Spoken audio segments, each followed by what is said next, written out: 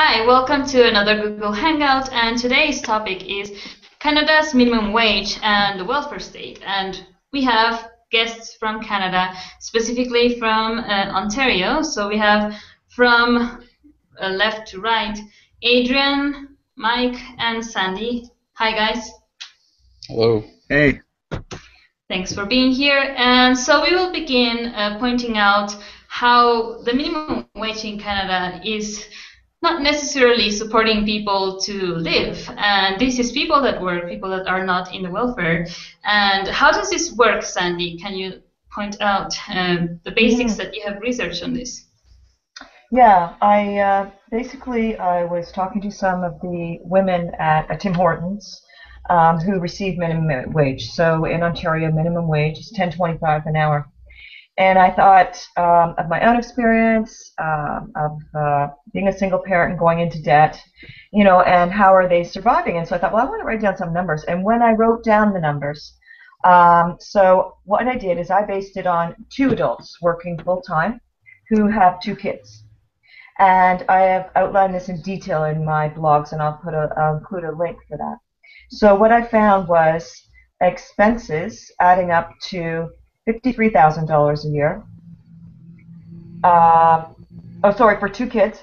So expenses were $62,000 a year, but wages only added up to $42,000 a year. Therefore, these families are going $20,000 in debt a year. And who's benefiting from this? Well, the Canadian banks are benefiting from this, and the credit card companies are benefiting because these people are being forced to get loans just to survive, just to barely survive. Really, and in this scenario, I didn't include several things such as saving for education, much of a vacation, retirement, saving for a house, etc. So just survival. Yeah, I really recommend looking at Sandy's blogs where she's disclosing all of these quantities, which is pointing out to us, well, even if people work in a place where as Canada you get the welfare benefit as well, people that are working are not getting sufficient to live.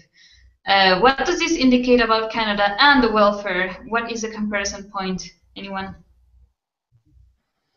Well, our welfare system has essentially become just really a reaction to a symptom of a greater problem, where we have a social structure that is set up to, as these numbers show, slowly but surely have money basically siphoned from the masses, from individual people, households, Andrew, as Sandy mentioned, banksters' pockets, corporate pockets, and so, really we've got to stop sort of looking at little band-aids that we try to put on this problem within that whole structure, and really take a step back and look at our whole social structure in terms of how that's all playing out. Exactly. So what can we say from the Canadian system? Let's take a practical example. Mike, can you share some of your personal experiences in relation to welfare or your job situation or any other point? Yeah, well, elaborating on the debt point that Sandy and Adrian introduced there, going to university, I initially thought, well, why don't I go on welfare while I go to university so that I can have a basic income guaranteed, so to speak, as kind of a bottom line. But I found out that you can't go on welfare and go to university. It's not allowed. So what happens is I start university, and like many other people, I'm presented with credit cards from various credit card companies offering me big student loans. And so that kind of just perpetuates the debt trap right there. One other point that I used, or I possibly abused, but within the system, was employment insurance. I would work as a seasonal laborer for a few months planting trees, and because my contract would end up and I didn't quit the job just was only for so many days, I'd qualify for employment insurance. so I could work for a few months, and then I would get paid for at least a few months while I wasn't working, and that would stretch my income out for the rest of the year. So I decided, well, this is kind of an all right deal where I can just work a few months and coast through the year, kind of thing. Mm-hmm. So how is this received by the Canadian society, so to speak? How do people treat this kind of sport? Not well. You know, it's kind of referred to as a bum behavior, like you know, a drain on the system. It's not respected. Like, many people say, well, if I lost my job or I was without a job for so many months, you know, I wouldn't do that. No way would I take employment insurance. That's just wrong. What about your case, Sandy? You've also been applying for welfare. What are the requirements that they ask you for, and what has been your decision about that point? Oh, well, what didn't they ask me is more the question. I mean, the woman was on the phone with me forever. I felt almost like a criminal, to tell you the truth. I was interrogated. I felt interrogated. They wanted to know every detail about my life and about money, and it was humiliating. You know, I'm sorry, Marlen, that was when my kids were quite young, so it was quite a long time ago. I remember the feeling of humiliation. I remember how long it was, and I decided, this is too much. I'm not going through with it. Now, I wasn't the most mentally stable person. I'll admit that, but that should not matter. So what I'm saying is, if perhaps there was someone with me, they might have said, listen, you know, keep going, you need this. But I did not have that support. Many people who are single parents or on their own, you know, you have your good times and bad times, right? And there's no one supporting and assisting them to make good decisions. One other thing I wanted to share, you know, the system, like Mike was saying about sometimes when you perhaps cross the line and you feel like, oh, I've cheated, I've done whatever. But, you know, it's really easy when you have a very secure life not to cross a line, right? And say, I'm an upstanding citizen. I never lie. Well, you know what? Try facing life with no money and dependence and maybe a disability, whatever. And I was in a position where I did lie twice to the government and or banks. And it's because I felt like they were not allowing me to take a step forward. And so I got my brother to say that he was my husband so I could get an apartment. And another time I got someone to write me a letter saying I was employed so I could get a mortgage and purchase a home. And thank God I did, because it was the right decision to purchase this home. And I did very well. I made a basement apartment in it, etc. But no bank would give me a mortgage because I did not have a traditional income and I couldn't show a T4. So we have essentially a system that is pushing everyone to go into debt, to have to lie and cheat and deceive in order to get some point of support, which makes it absolutely ridiculous and absurd. In terms of the people that are considered as leeching off the system, Adrian, we were discussing immigration. What is going on in Canada in relation to immigration?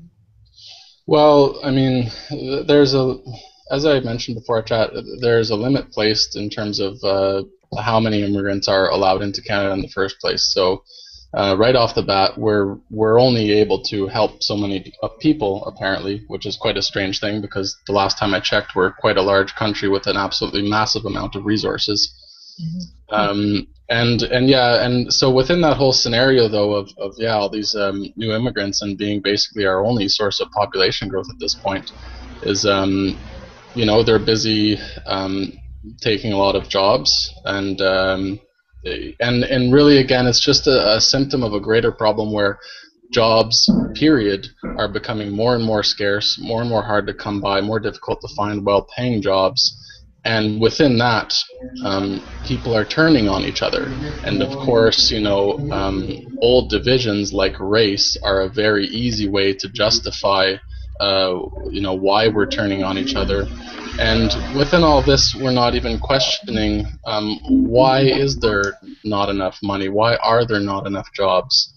And it really is, at an individual level, it puts you in a state of absolute paranoia of other people, because all you're worried about is within that awareness, there's not enough, there's scarcity. All you're worried about is about finding your way, getting your job, and that's within a context of competing against others. So we're really fueling and creating paranoia at every level.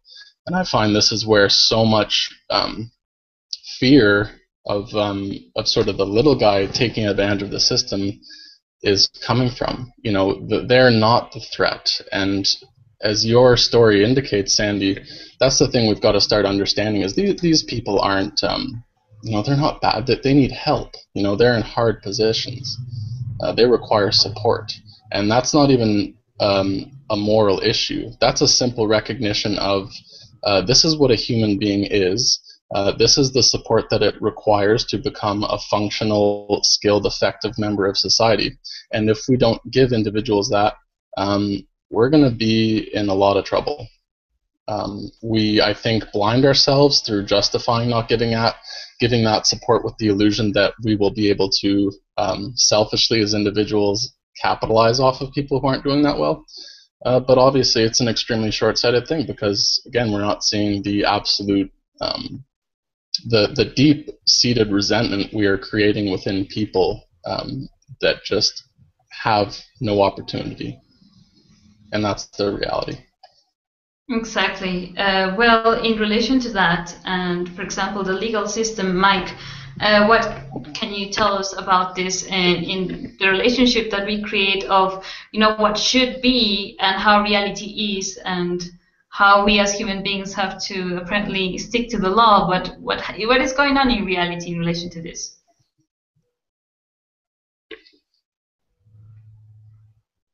We're not getting through Mike's sound.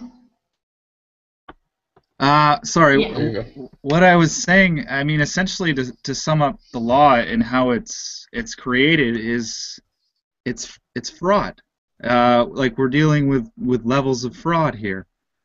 Just the dynamics of it. It's he who ha-has last, ha-has best as the ultimate deceiver. Like we're talking about even at the bottom level here in the welfare system, like as Sandy was explaining, having to even try to manipulate it just to qualify for your welfare situation, which is totally absurd. And I mean, to look at that point more extensively, there's a huge amount of privacy violations one must go through in order to say, hey, I need help.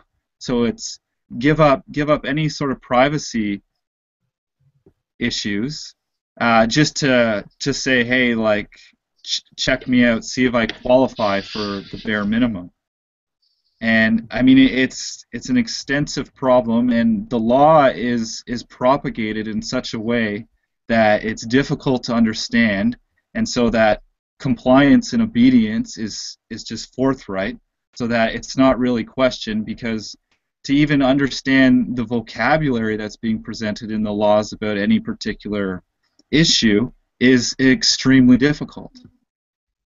We were also saying how we are born into this, and it's like, yeah, this is how it is, and there's many variables, and the system is too convoluted to understand it and to change it.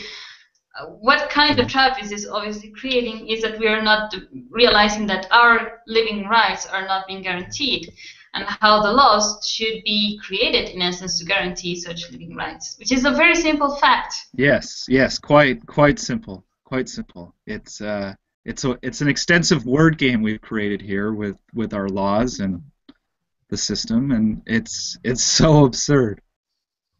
Yeah, word game that is where all the words are quite inaccessible for people who are not privy to how things work that way, and certainly people who are out there just trying to get money to survive on welfare are not able to educate themselves on these things and support themselves.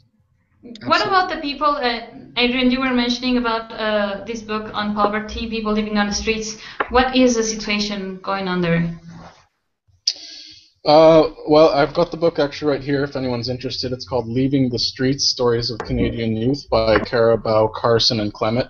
And it just shows really well, again, the reality of the impression, the reality that contradicts the impression that we have of people who are seeking assistance as being, essentially,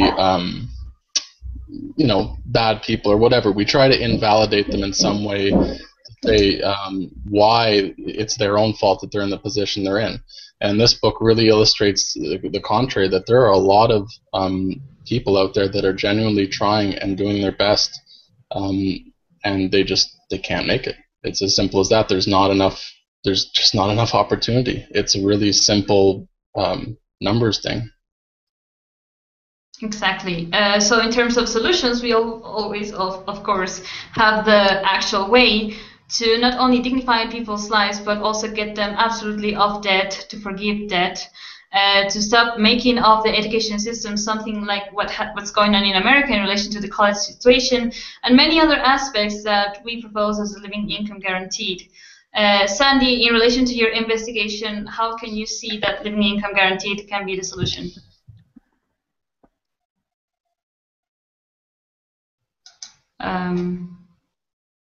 She's on. Sandy is.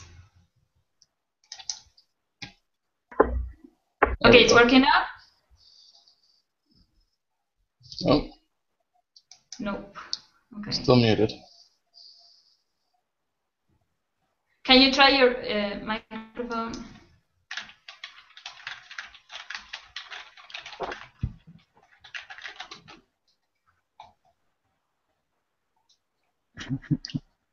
It's not working.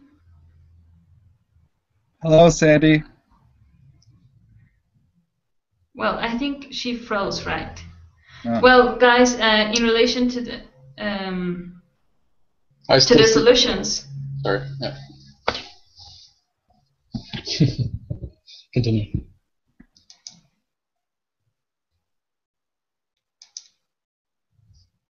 Hey, can you hear us, Marlen? Yeah, I can. Oh, okay. Yeah, with regards to the solution, again, we're obviously going to, when even looking at solutions, really, again, consider all of these biases that we tend to hold as individuals in our own minds and at a cultural level, and realize how that is, first of all, realize that they're not valid. And then can you guys hear me now? We can hear you now. Yay! Okay, cool. And then how they're influencing our view on solutions. And I just want to quickly mention the point I mentioned earlier, which is that also it's about standards too. And it's a funny thing because we do already have, social structures in Canada. We do already recognize, at least to a small degree, that there are people out there that need help. And that's why you get things like our health care or the old age pension. And just by virtue of those things having already been around and standardized, I mean, that's what education really is the fact that you've had a life experience where this is the norm. It's a sort of tacit education.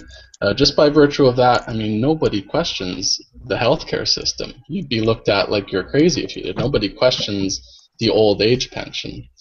So if we were to just again see this as a simple recognition of this is what people require in order to have a decent life, in order to be effective contributing members of society. The quicker we can get to recognize that as just the norm, the standard by which all people should be able to live by, the sooner we can get this done. Exactly. I completely agree. To make it the living standard that we are born into, that we understand that how things have to be done, instead of having to ask for it as if you were some kind of, as you were guys saying, as if you were a criminal that is asking for a little bit of support and scraps here and there. Doesn't make sense, right? We want the best for ourselves, and so we have to provide it as a living human right. Sandy, so now in relation to why living income guaranteed would support, for example, in terms of the minimum wage in Canada, why is it a solution? Yeah, sorry, my dog came in now. Okay, so with the living guaranteed income, one point I just wanted to say quickly was there wouldn't be a situation like Mike was suggesting. You go on campus, you just start university, and then there's all these vultures from the banks around offering credit cards like candy. And a lot of people don't understand because it's not within our education system what happens and how quickly it can happen to a young person. So there would be clear education within the schools and the practices of the banks handing out these credit cards would stop. So they would understand when you get a debt of even $2,500 on a credit card, you can owe $300 a month in a flash. But some of the numbers that I found very quickly. So in the second scenario I did, so looking at receiving a living wage, so I looked at double the amount. So if someone was receiving double the amount of Ontario's minimum wage, what is proposed by the living income guaranteed. Yes, they would be. Their expenses for a family of four, $63,000, and the wages for a family of four, $73,000.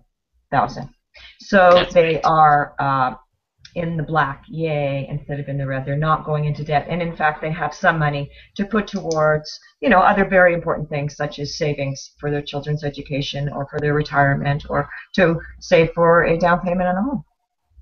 That means an actual living. So in terms of what the living income guaranteed proposes is if you work, then you earn double the living income, which is the numbers that Sandy just described, which it makes perfect sense to actually allow people to live and not only survive. And actually, Marlen, the numbers I gave you, that was for doubling the minimum wage, but in the living income guarantee, it would actually be higher than that. And you would actually have a life where you had some freedom and enjoyment and to really relax and have a vacation with your children, purchase a house, etc. So, yeah. Okay, Mike? Well, just sorry, I was just going to say, and again, just the psychological implications of having that awareness that no matter what happens to you or what's going on in society, you will be okay. You will be supported. You will be taken care of. I mean, that has massive implications on the individual, the psychology of the individual in terms of how we then treat others in our society and how we behave.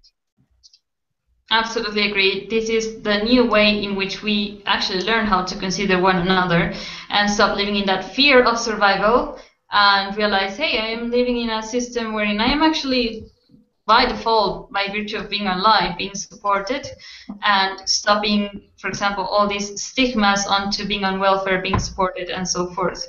And stopping that spitefulness that is also created in relation to, for example, immigrants or other people coming to live in another country. Because, if everyone in each country establishes this solution, immigration will also go down, right? And it would be only on demand, so to speak. Right, and it's right, and it's not as though we're proposing an economic free-for-all as some naysayers may try to present it to be. That's actually the current system that we're currently existing in. So in other words, we're not even saying that checks and balances are an inherently negative thing. We've got to do this thing properly, but if checks and balances are placed, the thing we'll have to recognize is that they've got to be placed equally across the board, because we're placing every check and balance to make sure that the little guy can't take advantage. Meanwhile, billionaires are allowed to make billions. Exactly.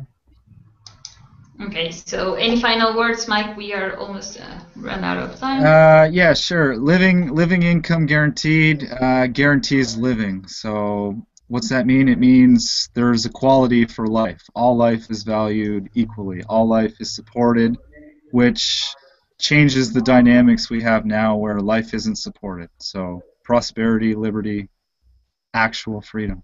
Exactly, an actual choice as well. Yeah.